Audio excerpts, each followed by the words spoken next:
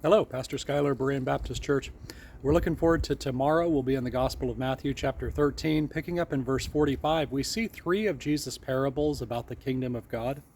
And something remarkable that I want to share with you, this could be its whole sermon, a whole sermon of its own, but I think it's appropriate just to share it here. A simple thought from the parables in Matthew chapter 13. Compare the parable of the wheat and the tares towards the middle of the chapter and the parable of the fish that we'll see in tomorrow's passage around about verse 48. You'll have to look it up to be sure. I don't remember off the top of my head. But in those two parables, we see this great sorting, this cataclysmic reaping or snatching from the seed, where powers from the outside come and separate the good and the bad from the visible kingdom of God.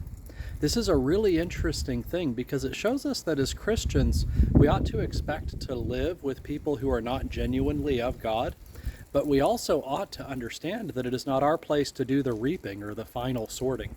We ought to separate ourselves from sin, but the fish in the story of the fishers don't do the catching. It's the catchers from the outside. And the wheat in the parable of the wheat and the tares doesn't do the reaping. It's the reapers from the outside, the agents of God who are sent in the earth for that purpose. God will judge. God will separate the good from the evil. And our calling is to leave vengeance and final judgment to Him. As we judge on this earth, our judgment should be tempered by humility, and in all things our primary focus should be on ourselves in the sense that we want to make sure that we are fit for the kingdom by His mercy. So just a really interesting thought. If you want to dig into that, read Matthew chapter 13 and compare the parable of the wheat and the tares with the parable of the fish. In both of those, we have these reapers that come in from the outside, these powers that are greater than us, that do the judgment that we never could. Anyway, it's a really interesting thought and something to prepare ourselves for tomorrow. And I hope to see you at church tomorrow. God bless.